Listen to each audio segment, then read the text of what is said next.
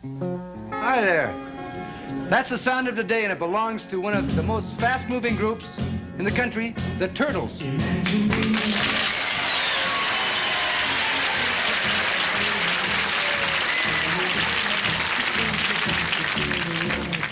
hold her tight, so happy together. If I should call you up, invest a dime, and you say you belong to me, and ease my mind. Imagine how the world could be so very fine, so happy together. I can't see me loving nobody but you for all my life. When you're with me, baby, the skies will be blue for all my life. Me and you and me, no matter how they toss the dice, it had to be. The only one for me is you, and you for me, so happy together. I can't see me loving nobody but you for all my life. When you're with me, baby, the skies will be blue for all my life. Me and you and me, no matter how they toss the dice, it had to be. The only one for me is you, and you for me, so happy together.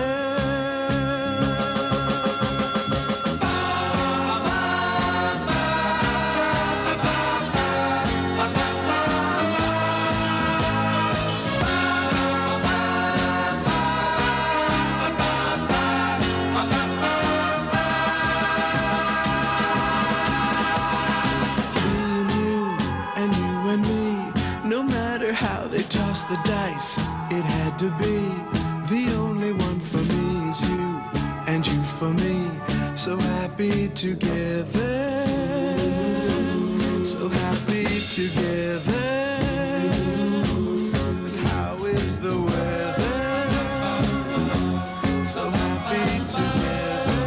This is the Turtles that everyone remembers, but there was much more. Top 10 hits Elenor, It Ain't Me, Babe, and You Showed Me, and the story of how a bunch of guys from Westchester High School in Los Angeles became one of America's top bands. We met Bob Dylan, we met the Beatles, and we even played the White House. But while everyone knew our hits, nobody really knew what it was like to be a turtle. It all started from humble beginnings as a neighborhood surf band. Sit back, watch. They were unique. All four of them were different and unique. The quietest one, in my memory, would be Al Nichols. He was the quietest, at least in my class he was. Chuck was the sportsman, the swimming star. Mark was the clown. Howard was the sort of stability of the foursome. Howard had a fabulous voice for a young man of 16 or 17 at the time. Choir probably added a dimension to us as a local band of singers that a lot of the other bands didn't have as a part of their career, even in high school. Was we learned about part singing. We learned that you could put different people on different notes, and we didn't really understand music that well at the time to know exactly what we were doing, but we knew that we could add different notes and sing in parts because we were singing already in parts in a cappella choir. I've always been attracted to funny people, so when he asked about joining the group, especially when he answered that he had no particular skills at all, I was sold. You know, I thought the band could really use this guy in it, you know, a little levity, something to lighten up the situation, because it was not a happy band. It was a band that was concentrating on the music, on getting it right, and having Mark in the band, it just turned into a fun situation. Mark would get up on stage and he'd sing a couple of duets with Howard. You know, this is the early days of the CROSSFIRES, and Al would go, "Well, that's real nice." And Howard would keep pushing for Mark to be a permanent member, and Al would say, "Absolutely not. This guy doesn't play an instrument. I'm not going to pay him." We were a surfing band, so essentially we were playing pretty much about 90% instrumental music. And I had picked up a saxophone at kind of the demand of my father that I begin making the same amount of money as the rest of the guys. We kind of honked our way through the hits of the late 50s and early 60s, which was at the time pretty much Dick Dale and the Deltones and the Safaris and the Rhythm.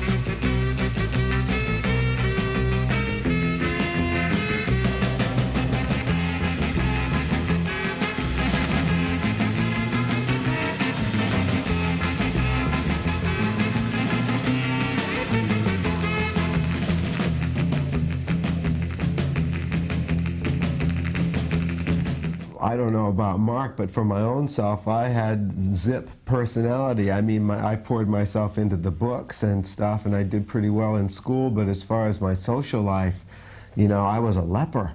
And therefore, after the Crossfires became a big band, and all of a sudden I was into my second year of high school, and people were going, yo, rock and roller. It wasn't so much, yo, Neil Sedaka-looking nerd. You know, it was more like being accepted by your peers and beyond accepted, to the point where you were just sort of a local celebrity. We worked with the Turtles at the Revelare Club. They were the headliners, and we got to play one gig with the Turtles in Redondo Beach as Rick and the Ravens. They all had matching suits. Everyone had, as I recall, the Turtles all had matching suits. But then as Rick and the Ravens, we all had matching suits too. So everyone had matching suits. Everyone was a surf band at the time. We wanted to be the Beatles so bad. We knew we couldn't be the Beatles because everybody knew what they looked like, but we knew we could get away with being Jerry and the Pacemakers because nobody knew what they looked like. So we would go into these bars and restaurants and introduce ourselves as Jerry and the Pacemakers from England. And we all knew the names of the different guys. We all knew the names. Freddie Marsden, my brother. Yes. And then we'd order white tea, please. Can we have white tea and dry toast bickies, please? And they would look at us like, what? You know, white tea. Take the tea with milk in it and give us a dry bicky on the side so we can dunk it, see? Al was married with a child. Don was married with a child on the way.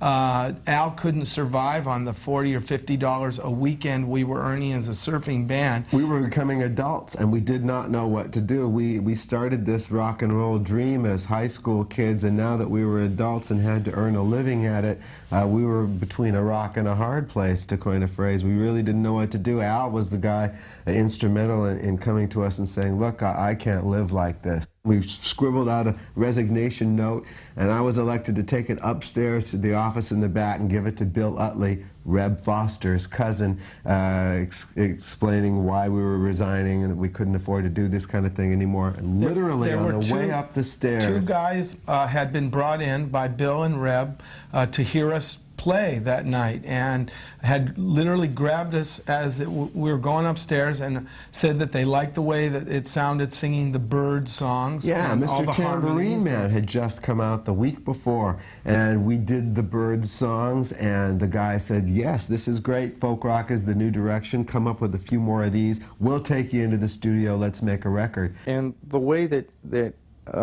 everybody in the band, but myself, had conceptualized it was to make it sound like Mr. Tambourine Man.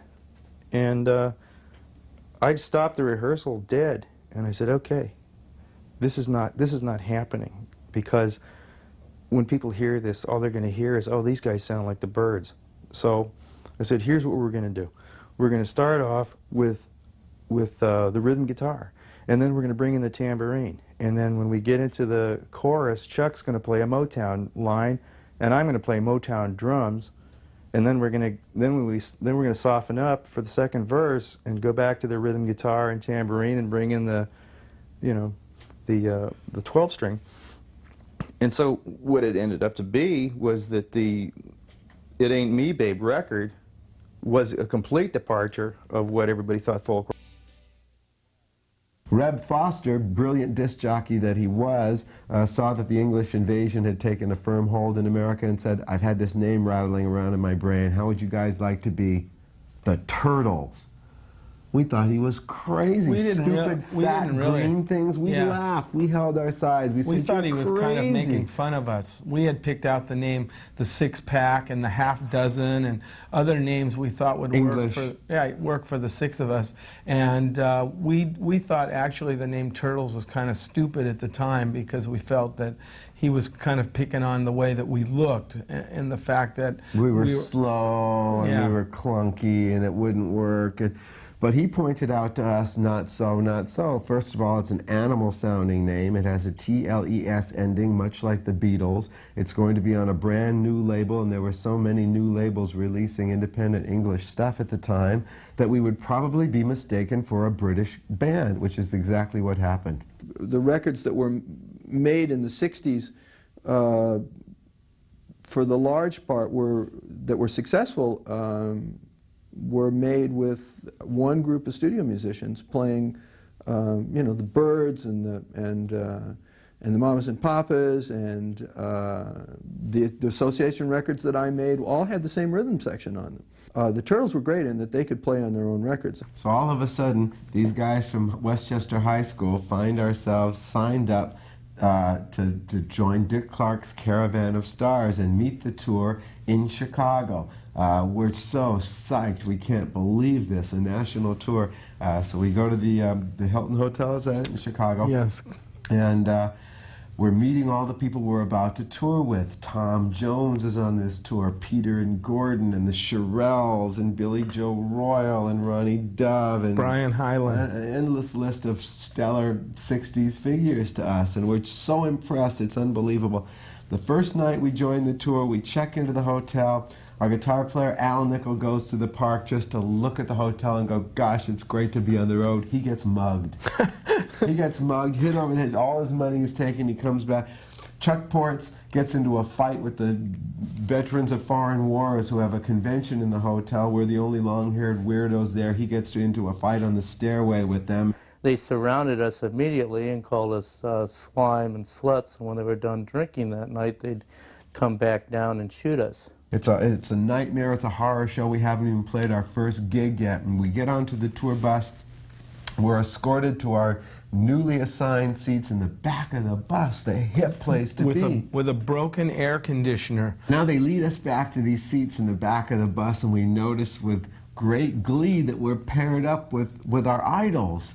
You know, that I'm getting to sit next to Gordon Waller from Peter and Gordon, and Mark's sitting next to Tom Jones, the star of the show. And it's right behind each other. It's unbelievable. We're going, how did we luck out? How did we get these great seats? And then we figured it out. When the sun set that night and Tom and Gordon wanted to spread out on their seats, they kind of both looked at us and went, we said, well, what? Like we should know. And we were told at the time by both of them that we were fortunate enough to have our own place to sleep, which was on the floor. Between the seats, there was just enough room for somebody to lay out and stretch out on the floor. And I remember very vividly laying on my floor area, looking under the seat in front of me, and there's Howard facing back, and we're kind of scrunched up with... We waved to each other. We were learning from the best, man. We were learning from experts. We were seeing after a show Tom Jones go up to the window of the bus, and all these screaming girls, and they couldn't hear him. He was talking through the glass. Oh, you love me, darling. Oh, darling, you'd love to suck on Wendell, wouldn't you? Oh, he's getting a rise out of you there. You with the tits. Oh, show us your their tits out. Oh, look at Wendell. Oh, he's a big boy now. He's growing. Oh. And we really were shocked at the openness of the people on this tour. There was no doubt about it. It was rock and roll. We were high school kids. We had no idea this was rock and roll. We just saw it as incredible fun. We ended the show with It Ain't Me, Babe, for his benefit largely, and also it was our biggest hit at the time. And we were paraded by him like it was the Queen, and it was some sort of a royal introduction. And everybody in the band shook his hand, and Bob was comatose. I mean, by all purposes. Dark glasses, right at the time, were his big thing. The dark glasses, subterranean. Laying down in a dish of pasta, I think, was his big thing. He was like night. all bent over, kind of shaking out sure, of this Bob, cloud. You don't remember this night, but we all filed by you, and we shook your hand. And I was one of the last guys up there, if not the last guy up there, and you shook my hand, and you looked up from your stupor, and you said, "That last song was great, man. You ought to record that thing. That's a..." Voice impersonation. And he was gone. That was a right. Celebrity voice impersonation, and he was right back into his pasta again with cheese on his face. We were going, "Bob, you wrote that song. Don't you remember? We already had a hit with that song." It was kind of a shock for us to see that happen. Please don't mistake me or try to make me the shadow of anybody else. I ain't the him or who you think I am. I'm just trying hard to be myself. Oh, society's goal is to be part of the whole. It may sound good to you, not to me. Yeah, let me be the thing like I want to. Let me be, that's all I ask of you. I am what I am, and that's all I ever can be.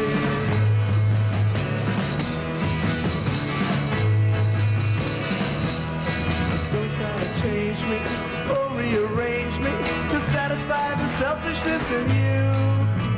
I'm not a piece of clay to mold to move each day, and I'm not a pawn to be told how to move. I'm sorry, I'm not the fool you thought would play by your rules, but to each his own philosophy. Yeah, let me be the thing like I want to. Let me be, that's all I ask of you. I am what I am, and that's all I ever can be. I say that's all I ever can be. I say that's all I ever can be. We'd sit at the dinner table, mother, father, sister, and myself, and then we'd throw around topics, and I usually got hit from every direction. It's just years of having other people trying to change the way I was thinking. It was something that I really had said many times, you know, as you get up and leave the dinner table, you know, let me be to think like I want to, okay? We suffered a lot of indignity because of the long hair, especially in the South and the Midwest, where people were very conservative. They would see the long hairs on TV, and they would probably make derisive comments about it. But the thing was, those people were on TV. When the long hairs came to their town, and all the kids in town had crew cuts, we stood out real bad. We'd go into restaurants and the whole place would go silent, and they would stare at us. Mel Carter in Atlanta, Georgia, I went into a predominantly white restaurant with him. It was a white restaurant. This was in 1965 on the same tour. And a 70-year-old man picked up his plate of mashed potatoes and gravy and beef and just threw it at him. Went down his front, and the cops came and took us away. As a group, The Doors, we played as the house band at the Whiskey A Go-Go, which meant that we opened for the Turtles. Mark and Howard by then had gone completely over the edge. They were completely insane by then, but were holding it all in nicely. Quite obviously, they had been psychedelicized. They had the most outrageous sense of humor of any rock and roll musicians that I've ever met.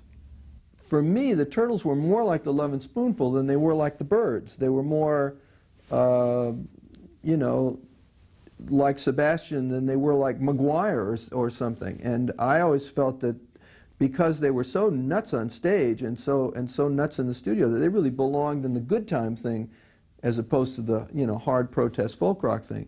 And You Baby was our first sort of experiment in moving into this kind of feel-good music, if you will. You Baby was, for me, that was, you know, that was as close as I wanted to come to, at that time, to good rhythm and blues. And I was very happy and surprised. I remember the talk around the music business at the time was how the Turtles could do such a thing. I mean, it was like they turned their back on folk rock, and it was like they were going to make, oh, I don't know, they were going to alienate the people in the folk, people who loved folk, and that they had lost 60% of their audience, and I took a brunt of that storm too. This is the Bunker Hill section of Los Angeles. Right across the street from the Water and Power Building, you'll find a magnificent structure. That's our music center over there. And somewhere down along the sidewalk, there they are. Oh, bless you, gentlemen. Here are the Turtles. Time I fall asleep till the morning 'cause I dream about you, baby. And I feel alright 'cause I know tonight I'll be with you, baby. And who makes me feel like smiling when the weary day is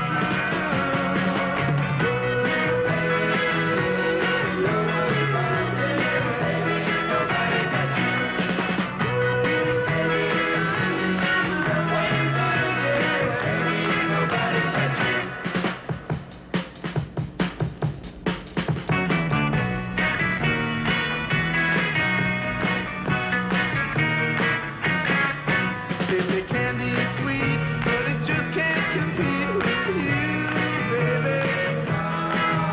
You got everything I need, and nobody can please like you do, baby. Nobody but you. And who believes that my wildest dreams and my craziest schemes will come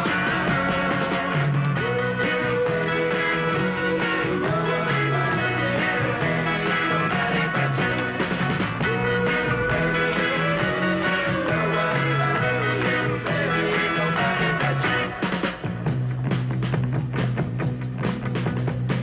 A little ray of sunshine, a little bit of soul, and just a touch of magic. You got the greatest thing since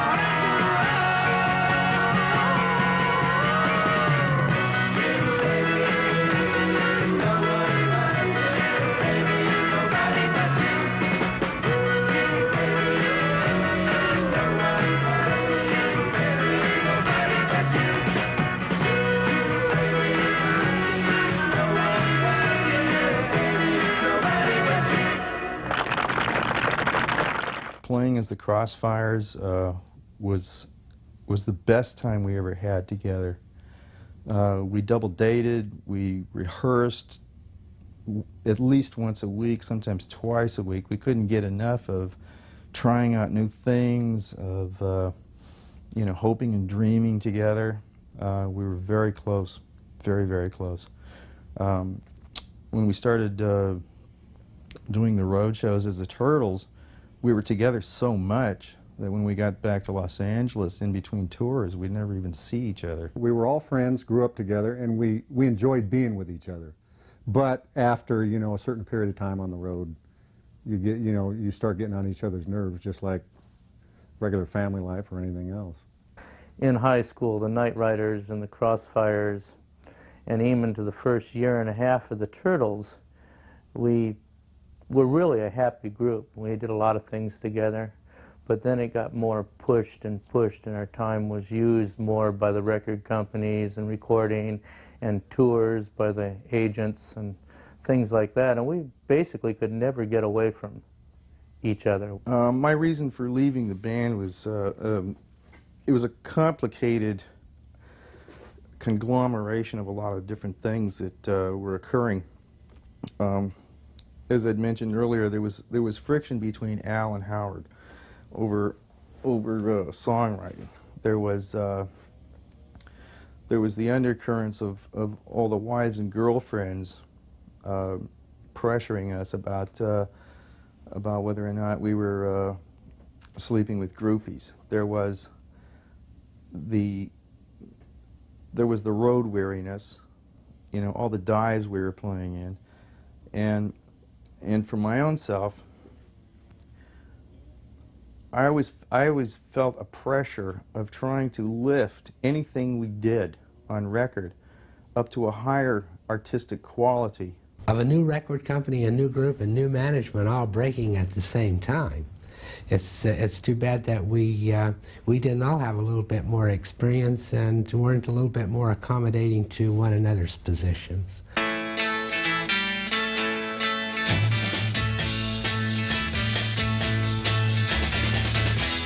Try to please me, but it won't be easy. Stone walls surround me. I'm surprised that you even found it. And you don't stand an outside chance. You don't stand an outside chance, but you can try. Whatever you do, girl, you know you can't get through.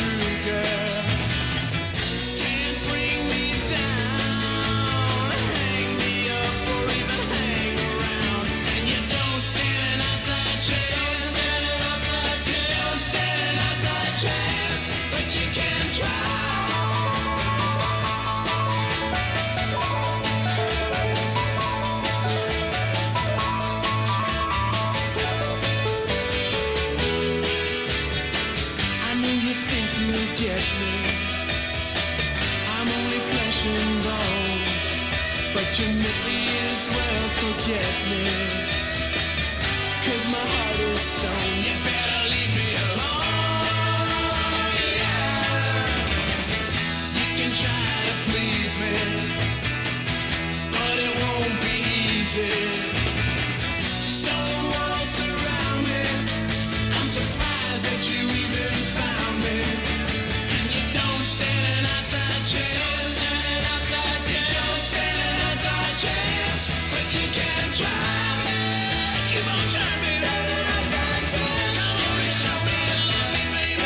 You gotta just try a little harder, baby. Come on, try. Barbata was probably the flashiest drummer I'd ever seen. I mean, he never played anything without going twirling the sticks a few times first. I mean, he was probably the fastest guy I'd ever seen, you know, like right up there with Ginger Baker, and he was like just amazing to watch. He was an art form. I eventually left the group because I wasn't considered part of them off stage. And if I wasn't part of them off stage, therefore I couldn't be part of them on stage.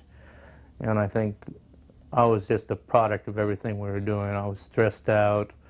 When we sorted through those stacks of records looking for that next single to cut, and stumbled upon Happy Together and heard something in those grooves that no one else had heard, a song that had been rejected by every band that had listened to it.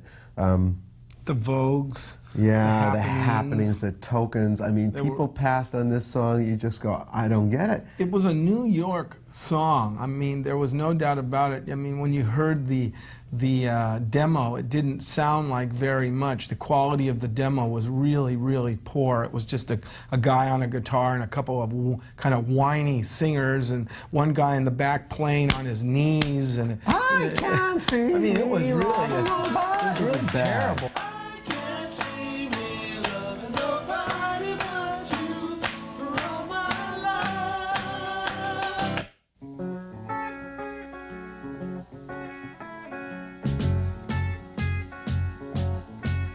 Imagine me and you, I do. I think about you day and night. It's only right to think about the girl you love and hold her tight. So happy together. If I should call you up, invest a dime, and you say you belong to me, ease my mind. Imagine how the world could be so very fine, so happy together.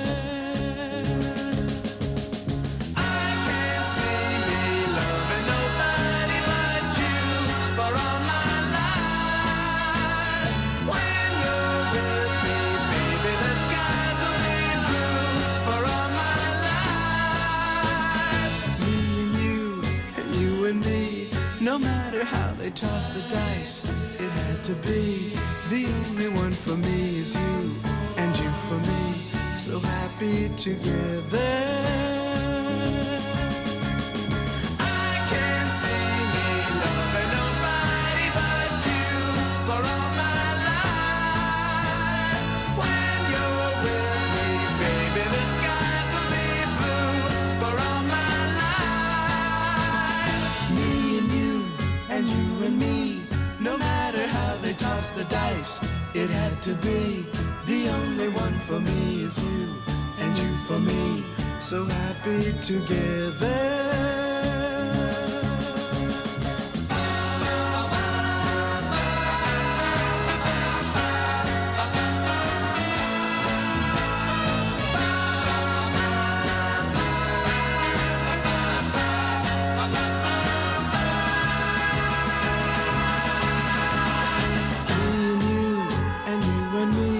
No matter how they toss the dice, it had to be.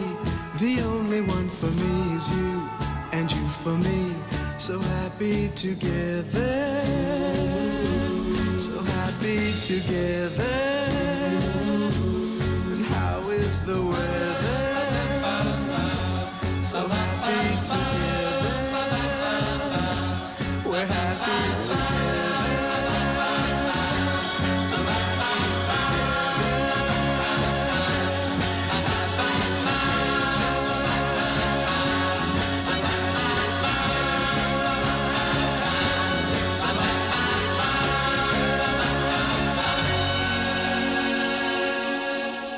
You know, I'd be playing, getting ready to play drums, and Jake, our lead guitar player, we'd be trying to tune up. He'd go, and he'd go, shh, shh.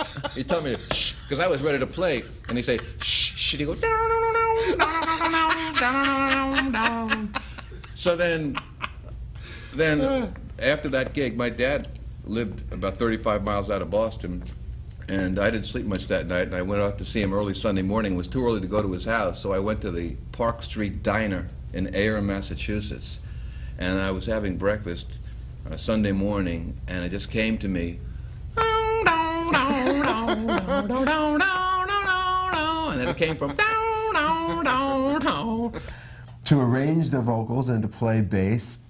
Chip Douglas was there. I really do believe that he was primarily responsible for the Turtles' arrangement of that song. He got us out into the road with it, and we woodshedded it in front of the audience. He was actually a member of our touring band playing out on the road, but I think Chip saw something bigger for himself waiting at the end of this, because as soon as he cut Happy Together as the bass player and had been on the road for 7 or 8 months as a part of our touring band in those cars, that was it for Chip.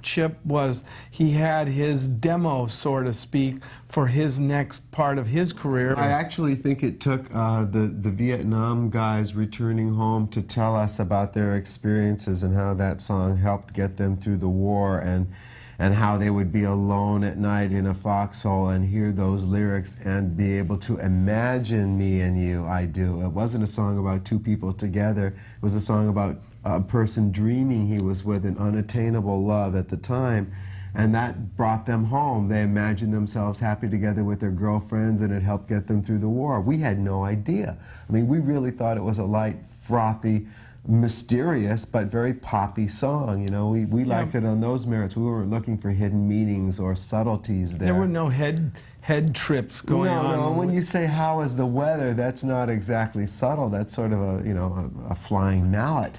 So the fact that kind of crept through and sort of added a sense of humor to the way the Turtles were to be perceived from then on was also a nice little foothold in pop that has aided.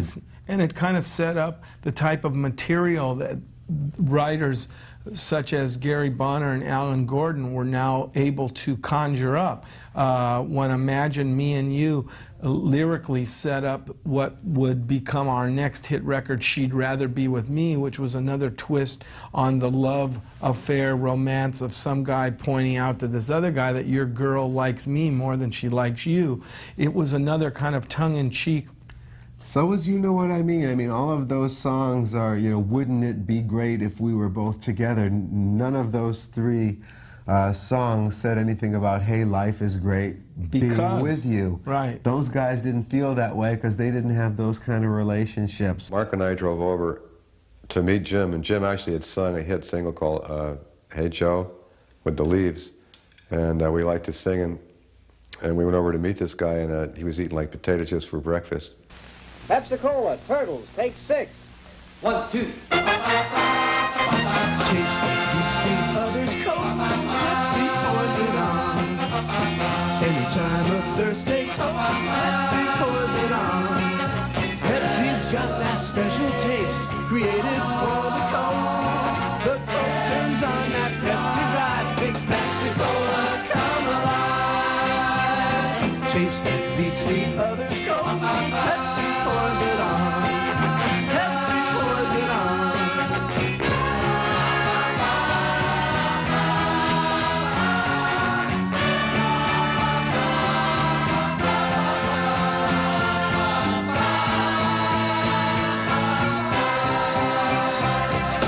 Taste that beats the others cold. Pepsi pours it on. Taste that beats the others cold. Well, Happy Together was an international hit, and no one could have been more shocked than we were to have a record that was that big, especially in England. We were just so thrilled because that meant to us that the Beatles heard our record. We didn't care about anything else or anybody else or whether or not it sold or made money. The Beatles were hearing our record now every day of their lives. We had no idea what to expect. All we had was this promo clip that they'd done for Happy Together, which I guess was actually more along the lines of being one of the first rock videos. And we were so used to seeing American groups like the Byrds and the Walker Brothers and the Loving Spoonful, who were so serious with their images. They're wearing these anorexic tight jeans, and they had this perfect would-be Beatle mopped-up hairdos. And then here's the Turtles, this bunch of happy-go-lucky ragamuffins, basically, in this video of them frolicking and falling about in fields full of flowers. And one guy in the Turtles was an unashamedly fat guy who had, for Christ's sake, curly hair. The first night we were there, so we were stoked, we were jazzed, and this McDougal guy, who we were just meeting for the first time, will later be part of our lives ever since, took us to this nightclub called the Speakeasy. We weren't really ready for what was to come. We went into this dark, dingy environment, must have been 11 or 12 at night, and we entered the private entrance, down the hall, around the corner, and the first people that we saw at this little table off to the side, literally the first people we saw in the club were the Beatles. Right, it was George, Paul, and John. And they were sitting in this kind of up, it was like a step and a half up above the rest of the club, kind of tucked in this corner. And everybody in the club kind of was always watching this area because this was like the first place that came in. And the Speakeasy had a glassed-in restaurant in the middle of this rock and roll club where you could go in and actually eat dinner. In silence while the noise and cacophony surrounded you. Anyway, we were led past the Beatles once again, much like Bob Dylan in a procession-like style, except that the Beatles were really drunk. At least. Something like that. Something like that. And they were pretty out of their minds. And come on, it was late at a nightclub and they have every right to have their fun, but we didn't know that. They were gods to us. John was kind of falling into his table, and he had a candle in front of him, and it kept burning him, and he'd sit back up. And I was so involved watching him, and he was, that I didn't know until somebody said, you know, you're sitting next to Paul. Bunch of girls sitting around, and Paul taking his camera and literally climbing under the table and taking pictures up their skirts and taking candle pictures and crawling to the next table. And, hello, darling. So just kind of being, being the buffoons. Beatles, kind of just like Hard Day's Night, what you would imagine them to be. And, but more so, a little more out of control, and we could handle it, it was okay, nice to see you, what a silly bunch of wacky guys. Well, Jim Tucker, our rhythm player, did not have the same reaction. He looked at his icons crumbling before his very eyes and said, no, man, no, don't do this to me.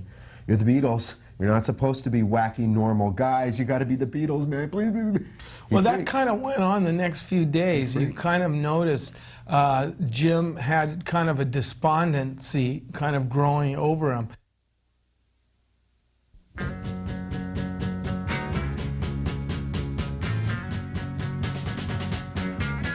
Some girls love to run around, love to handle everything they see. But my girl has more fun around, and you know she'd rather be with me.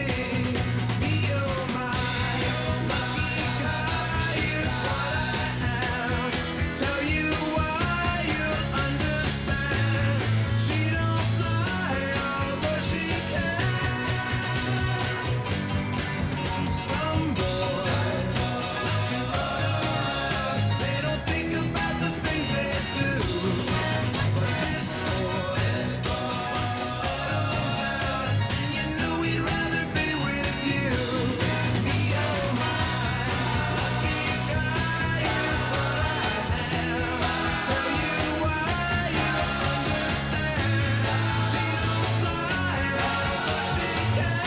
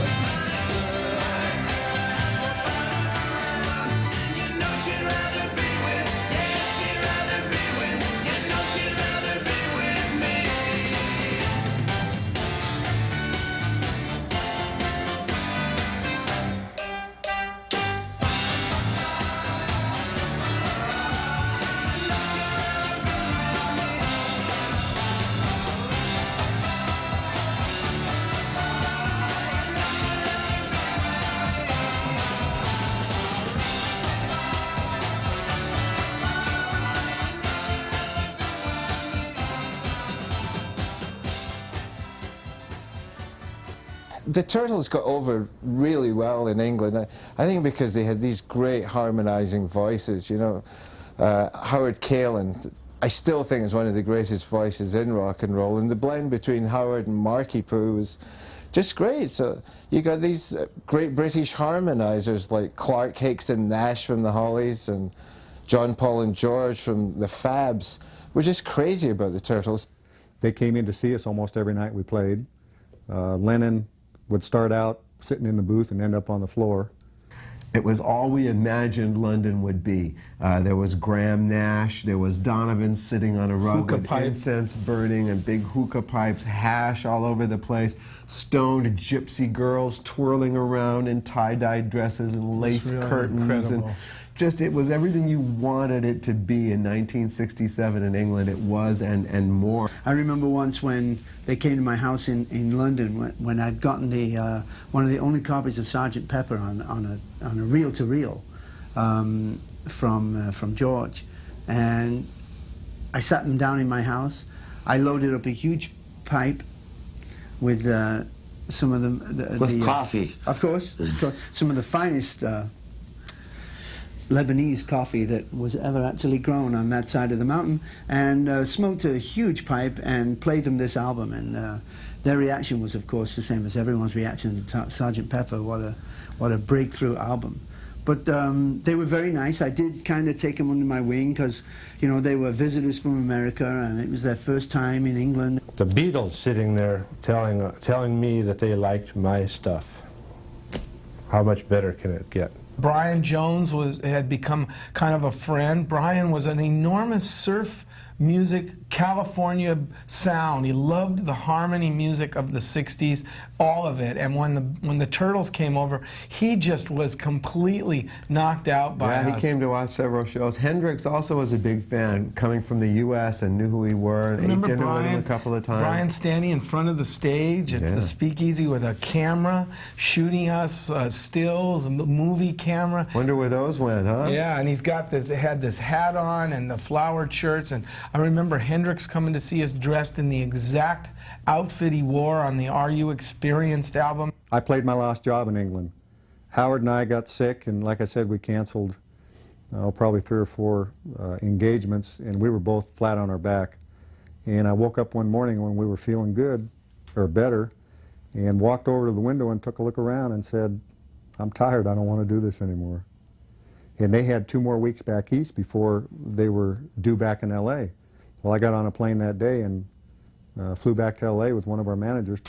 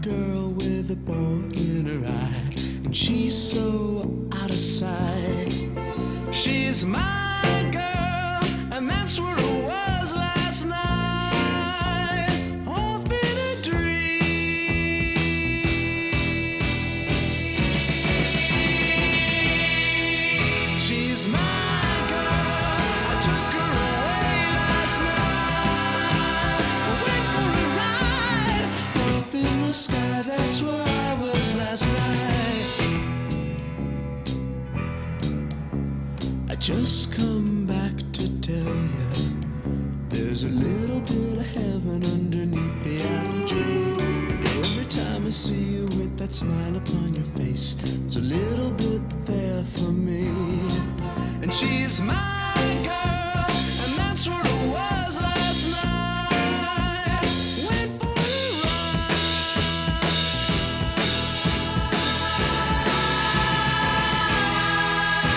She's my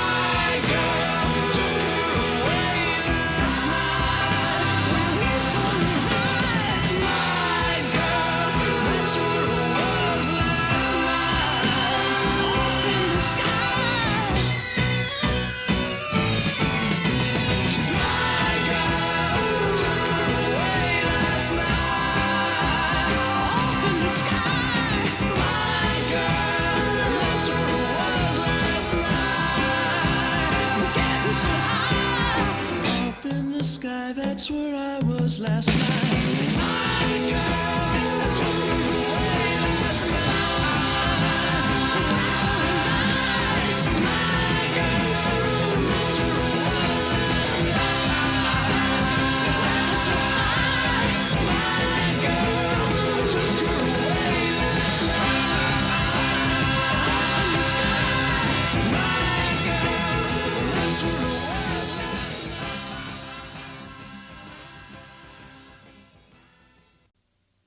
It was originally, she's my girl, you took her away from me. Yeah, she's my girl, you took her away from me. You're breaking my heart. She's my girl. Was the key. Didn't you know, didn't you know? Right? She's my girl. I thought that was over and above the artistic level of any American group. I thought they'd really hit on something, and I was disappointed to see that after She's My Girl, they never quite hit that stride again.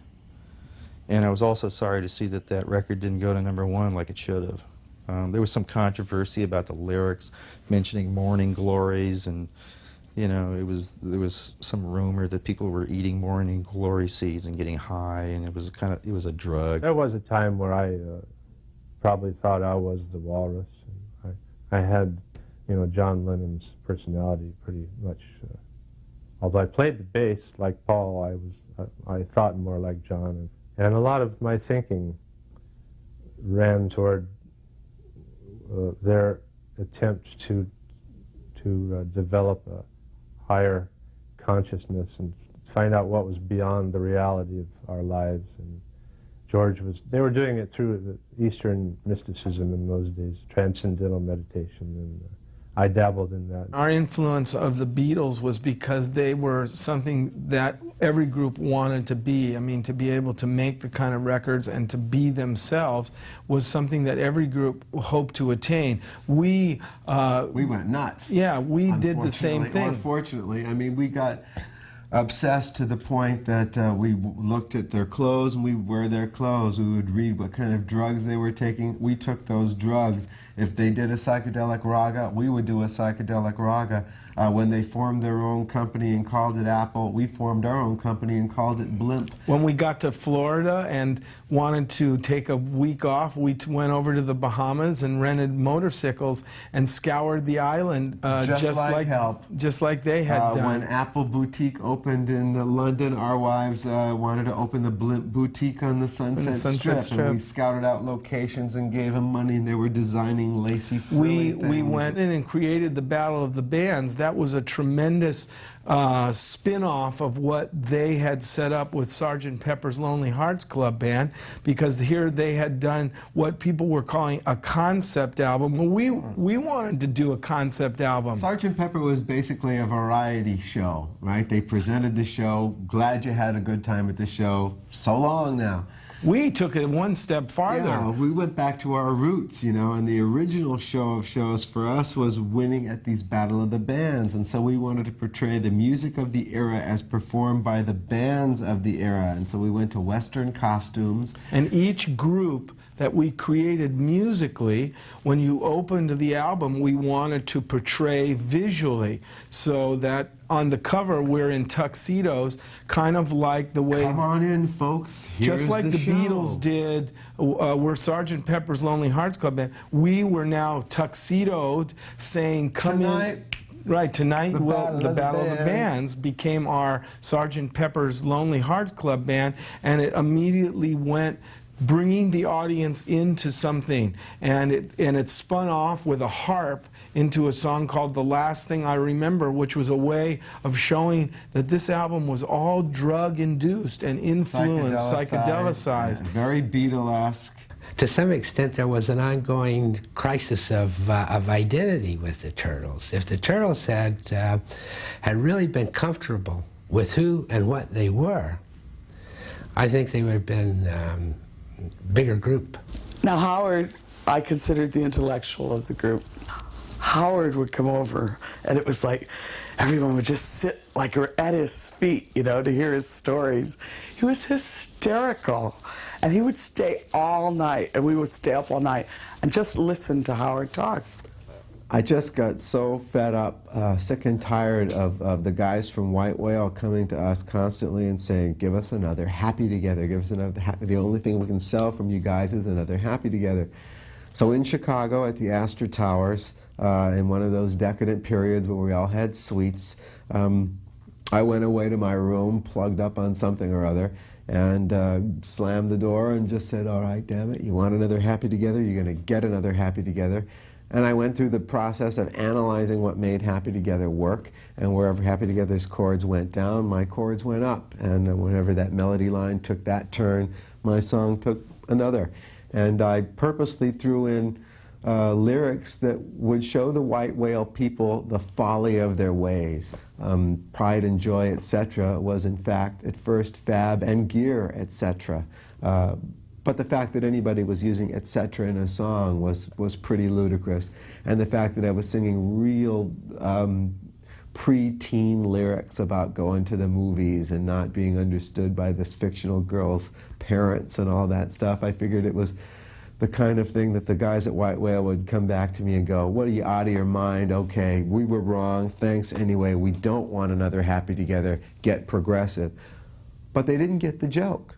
In fact, nobody got the joke. In fact, years and years later, I'm being asked to this very day if I meant to say etc. Did I know that was a funny song? Yeah, I knew it was a funny song.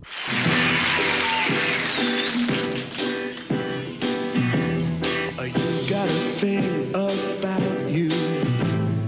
I just can't live without you. I really want you, Elenor, near me. Your looks intoxicate me. Even though your folks hate me, there's no one like you, Elenor, really. Elenor, gee, I think you're swell, and you really do me well. You're my pride and joy, etc. Elenor, can I take the time to ask you to speak your mind? Tell me that you love me better. I really think you're groovy. Let's go out to a movie. What do you say now, Elenor? Can we? They'll turn the lights way down low.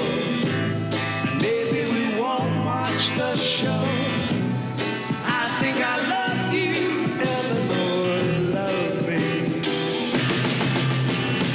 Elenor, gee, I think you're swell, and you really do me well. You're my pride and joy, etc.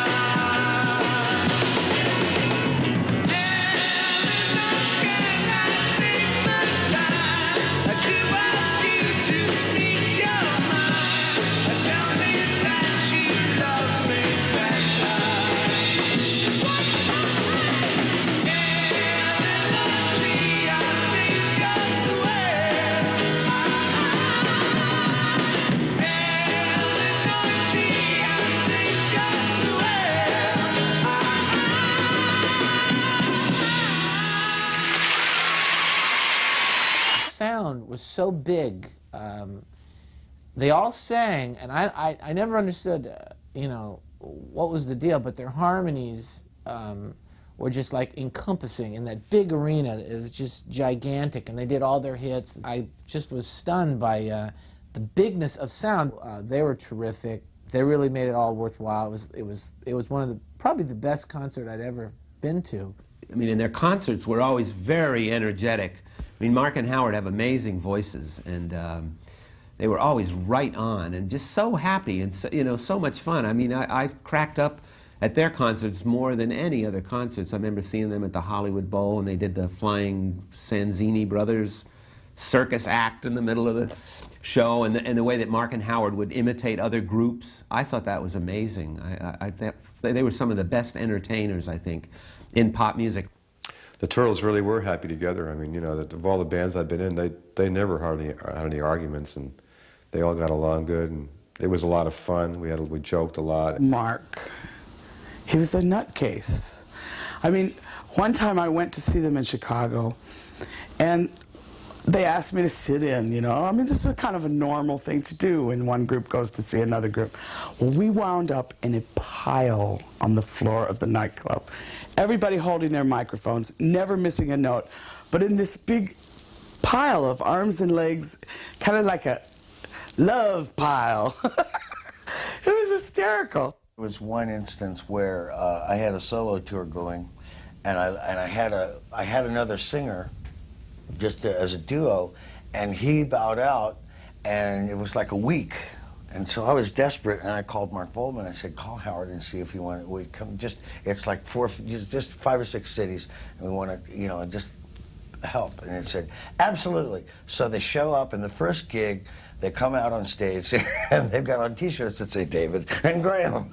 I think we had just went to #1, and I think either Mark or Howard, one of them brought in a box, a gift to me, and said, we got a present for you. I was all excited and everything, and I opened up the box, and there was this big turtle in there, you know. I thought, what is this, you know? And he said, use a pencil, man, and put it in front of it. I put it in front of it, and the turtle snapped the pencil right in half. It was a snapping turtle. I thought, what kind of gift is this? Spanky made at that time a devastating pot punch Now we can talk about it. Then we couldn't. I mean, seed, stem, everything went in. Boil it up. With wine and fruit juices. And she used to come over with, you know, the guys in the band, Nigel and Kenny, and the original members of the band. John Sider was the drummer. John became a very good friend. Our drummer, John Sider, the chief, was hanging out with the Turtles a lot. I think he was interested in one of their wives. And he wormed his way into the Turtles. We became so tight with their drummer, John Sider, that our own drummer, John Barbata, wouldn't even come around us. He'd stay in his own room, he'd hang out by himself. He was really, by this time, either he had eased himself or we had eased him right out of a family situation, which was very, very important in the Turtles. It always was. A friendship and a feeling of camaraderie was more important than the music that we played. And case in point was our hiring John Sider, who, a wonderful human being that he is and a real good soul singer and stuff, he was never the drummer that Johnny Barbata was. He was never hired to be. He was hired because he fit in so well with us that it was like he was already family. So we sat around for days and days trying to figure out who should produce our next record if we had our druthers, and big names were being dropped around. I mean, we're talking George Martin and, yeah, you know, everyone Ray was... Halley. I mean, just giant producers in the business. If you have your pick of, you know, the biggest of the big. That was the way we did a lot of things, was just envision what if. And so we all came to the conclusion that if we really had our choice, the guy that we'd like to have produce the record was Ray Davis of the Kinks. He had just produced Village Green Preservation Society. It was a fantastic album. We loved it. We knew every word of it. We could all sing it. And we believed not only in what he was saying, but the purity in which he was saying it.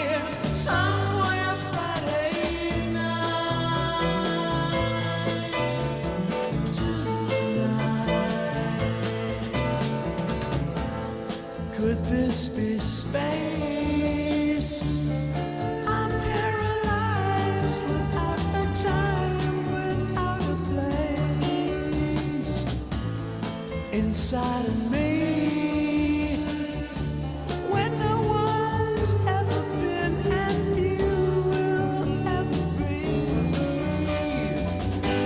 And I gotta say that that's just from the one, so you must go away. I know you tried, but this is my world somehow, somewhere Friday night.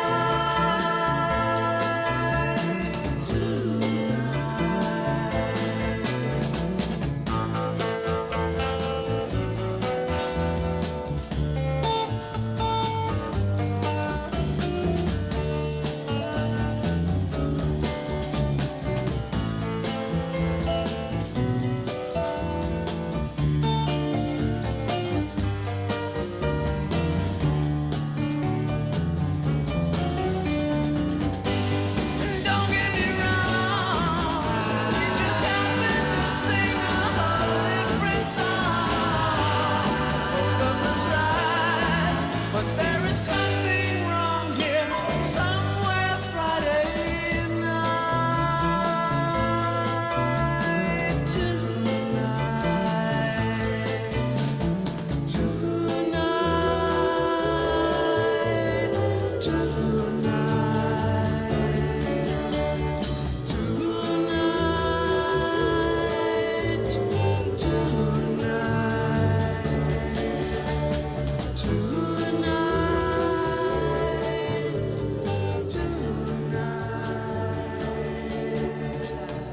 we received an invitation. First, we had read an article in Red Book or one of Teen, I these think it was teen Teen magazines. magazine. Tricia Nixon, the president's daughter. It was an interview with her, and she listed her likes and dislikes. And when it got to her favorite music, her favorite band was the Turtles. Well, hard to believe. We couldn't believe it. We certainly politically were not aligned with the Nixon administration at all. So that when several weeks later our management company received hand-engraved invitations to play the White House, the band took it very negatively. And management looked at it just the other way. They said, hey, look, this is not a political thing you're doing. This is like performing before the Queen. You do it because you're an American. You don't do it because you disagree or agree with the guy's politics. And it's just a gig. He wasn't even there. I mean, it was called Tricia Nixon's Masked Ball. The Turtles were met at the airport, and each member of the band was put into a car with a driver and a American flag on the front. And security. God, each member had his great. own. We went to the White House where they had dossiers on each member of the group in a holding lounge where each member had his own dossier, and so they checked against you with the dossier. And they were unloading the equipment into the front door of the White House, and they brought in all the amplifiers, and they brought in the drums, and they were bringing in the drum trap case where the snare drum goes and the drumsticks and all of those things. And as they were picking it up, they kind of picked it up sideways or something because they were Secret Service guys, security, not really equipment handlers. And so in the trap case getting turned upside down, inside the trap case, they set off the metronome combination guitar tuner. These guys thought it was a bomb. They went crazy. They grabbed everybody and cleared the area, drew guns. They put us up against the wall. They had some other guy go in there like he was a commando and lift the thing out and start examining it. And as he was examining it, he touched the button that sent out the A, the 440A tuning tone. And that was it. That was everybody hit the dirt. The guy was trampled on it. They stomped on it. They had it still standing up against the wall. Nobody was moving. About 10 minutes later, they came back with it. It was soaking wet. The front plate had been all peeled off, and they gave it back to us. They said it's a metronome. Well, we told them, well, yeah. So they gave us a check, actually, which would be kind of nice to have today, because I know we never... It was like $7 or something? I think it might have been a little more, but it would have been a real nice thing to have for history. Quite a memento. Anyway, the party itself was pretty raucous, and the kids were pretty wild, and they allowed us to get pretty wild. In fact, we were 3 sheets to the wind by the end of the evening. One of the great things about it, the people were really nice. They gave us complete run of the White House. We were allowed to go anywhere we wanted in the White House except the private quarters upstairs, and other than that, we could go anywhere without guards or security. They gave us the Lincoln Library for our dressing room, and boy, did we use that library for things other than Mr. Lincoln would have intended. And at the party that evening, in a kind of I was a little bit higher than probably I should have. I know that I made a play for Lucy Baines Johnson that almost got me into a tremendous fight with her husband. We were on the road about 80% of the time in those years. We'd be out on the road for 3 or 4 weeks at a time and be home maybe for just a week, sometimes not even that, just long enough to change clothes, turn in the money, get new contracts, and leave again. We were still under contract to White Whale, the company who we did an audit of and discovered they had literally taken hundreds and hundreds of thousands of dollars of ours. For no over, kidding. one 6-month period, we found a discrepancy of about $160,000, and multiplied that times 5 years. We felt if they were skimming that kind of money off the top of our 1 6-month period, which was not a very successful part of our career, what laid out there. So our lawyer slapped a lawsuit on White Whale. They released Eve of Destruction from our 1965 album as a single, and we had no idea what the hell was going on. So before everything just went totally nuts, we tried to make a deal with them, whereby we said, look, you guys, this isn't working.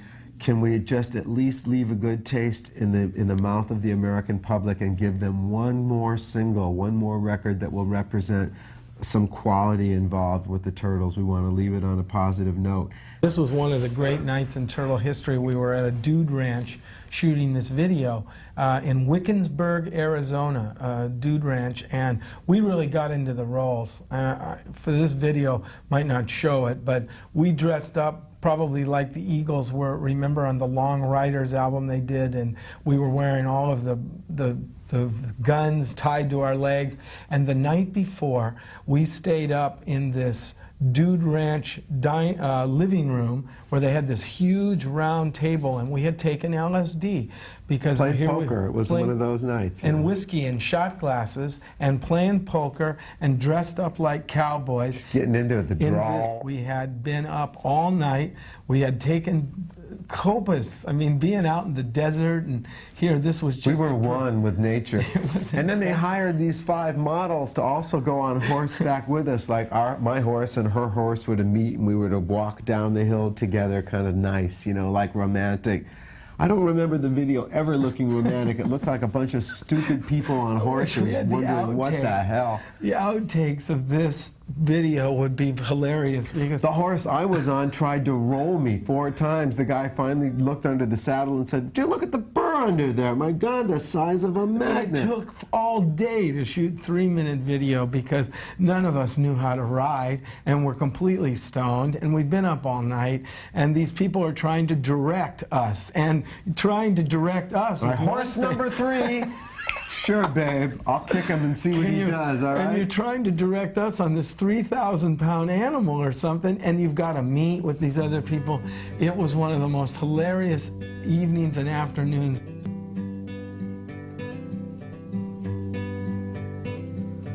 While you sit and seek a crescent moon is laying at your feet with hope that's made of sand. You don't think you can, but you've held it all in your hands.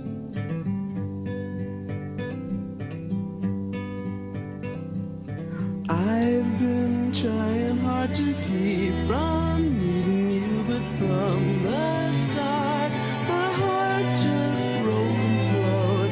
I've seen where it goes, still somehow my love for you grows. Lady-O.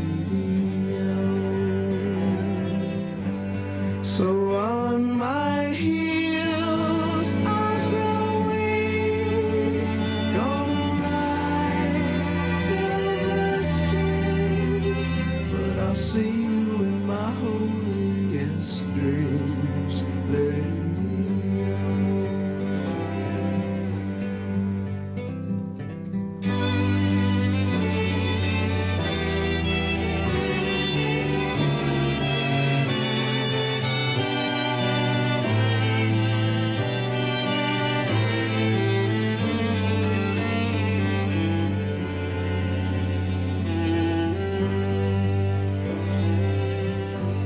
So on my heels I'll ride silver strings, but I'll see you in my holiest dreams, lady-O.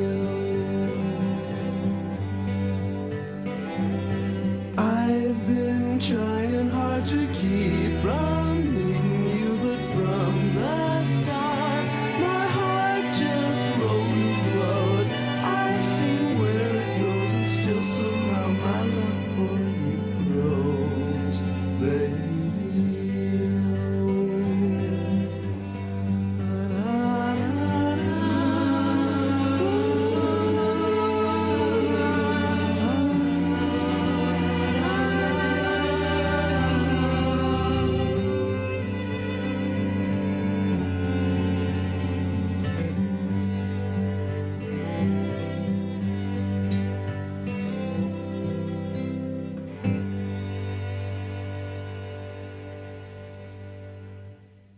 What a lot of people don't know is the Turtles were in lawsuits from 1966 to 1974. We trusted everybody. We believed, and we'd sign anything. Here's a brief description of the managerial problems faced by a rock and roll band, us. Here's what happened. First of all, our first manager came along. He's the guy who owned the nightclub, remember him? Yeah. He convinced us he was good by telling us, I'm your manager. We signed. We believed Good him. enough for us. Manager number 1, now we got a manager. We went out on the road with this guy right here. Call him 2. We'll call him number 2. He told us that manager number 1 was no good. He said he was a crook. Said manager number 1 hated us, stole our money, never wanted to see us again, so he said, what should we do, sign with you? Yeah. So we believed We signed with number 2. We went to our record company and we borrowed $250,000. We paid manager number 1 $50,000 of our money. Cash. Our money. Cash. We promised manager 1 5 payments of $50,000. Manager number 2 now, we're really poor, we're out on the road. He takes our contract and sells it to a company in New York and told us it was a new agency. We believed him. There was no agency. No. So he gave us that money, told us it was an advance, but it wasn't an advance. It was the other money. He sold them 50% of our managerial contract, and then we didn't make the next payment on our loan. Remember the loan? Default. So number 1 now is suing us right about this time for $2.5 million because we owe him money. So now we don't like number 3, a bunch of swarthy geeks from New York. guys. And number 2, of course, has run off to Mexico. With our bass player's wife and $40,000 of tour money. Wife, money, Mexico, down here. And we are with a new road manager who tells us that number 3 is really bad. We already know that. We hate 3 anyway. So we sign with manager number 4. We're now with manager number 4, and he brings in a lawyer. Let's just call her lawyer. And she's really bad for us. She ruins our career really bad, as if we needed help. Can we just reiterate? Manager number 1 still suing us. $2.5 million. So now we're out on the road with a new guy. He tells us manager number 4 is not doing anything good. Manager 4 goes up north, and we sign with manager number 5. If I've got this right, we're still being sued. $2.5 million. Manager number 6 comes in. Big managers. Big company, a big TV star, still a big TV star. Very successful. Famous, like number 1 show, kind of a TV star. We hate them. We leave them. We leave them and we go with 2 guys. 2 of those guys we didn't hate. We stayed with them. They were good. They became manager number 7. Let us again point out. Suing us. Still all the way over here. Manager number 7 were pretty good. They brought us to the White House and That's stuff. right. We had a good run, but then you know what? We hated them. We didn't like them anymore. It wasn't they had working. dogs. Right over here. Remember number 3. We settled with manager number 3. We give him $25,000 cash. Manager number 1 is still suing. $2.5 million. So we come over here, but also manager number 1 is very popular now. Got big on our money. Our money, the $50,000. So we come back to, we'll call it number 8 guy, number 1 manager. We call him up and say, hey, you were always the guy. We love you, man. He throws out the lawsuit because now we're friends. We become his new group, and then we break up. Well, back then it was great because, I was 21, 22 years old and had a great car, had all the material things I wanted, had money in the bank. And for me at that age, I just couldn't believe it. It was like the heart of our career as the Turtles, and we were successful. We were doing a lot of TV. Everybody knew who we were, and Mamas and Papas lived down the street from us, and Jim Morrison used to hang out with us, and all the local LA groups, and the Birds, and the Monkees, and I used to give Mickey Dolenz drum lessons, and it was a pretty tight-knit little thing down there, and it was incredible. It really was. What happened in the 60s is never going to happen again. If we had kept having hit records, we probably wouldn't have started looking at each other and finding faults with ourselves.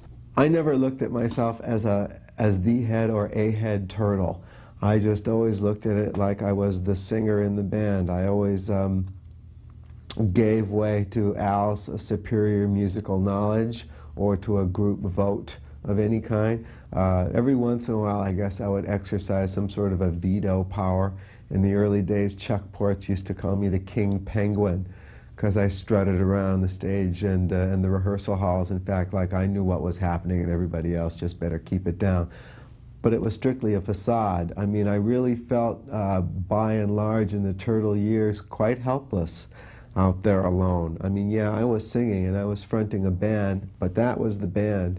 And I think probably deep down psychologically, I knew that physically I had no business being there. I wasn't Peter Noon, I wasn't Mark Lindsay, I wasn't any frontman who was going to be on the cover of any Gloria Stavers publication, I wasn't the pretty boy.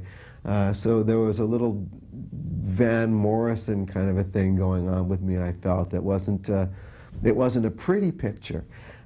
So I tried to make up for it in other ways, you know, like singing my ass off. It taught me about commitment, it taught me about responsibility, and when I was married at the age of 19 years old, I needed both of those things because I didn't have them all through high school. I had no commitment and no responsibilities, and the Turtles gave me all of those things. It taught me about getting up off the ground at the lowest points and trying to get back to the top.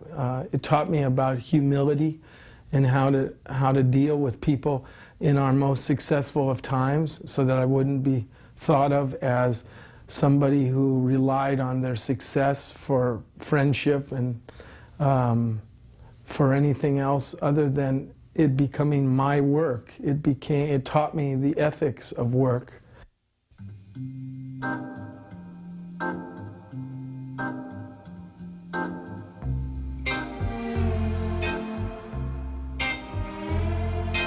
You showed me how to do exactly what you do, how I fell in love with you. Oh, it's true. Oh, I love you. You showed me how to say exactly what you say in that very special way. Oh, it's true. You fell for me too.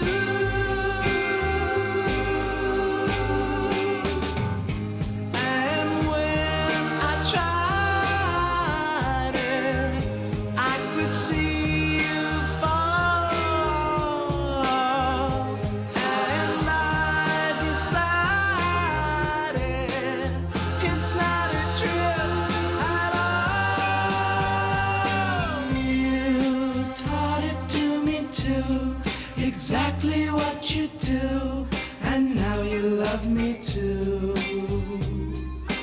Oh, it's true. We're in love, me too.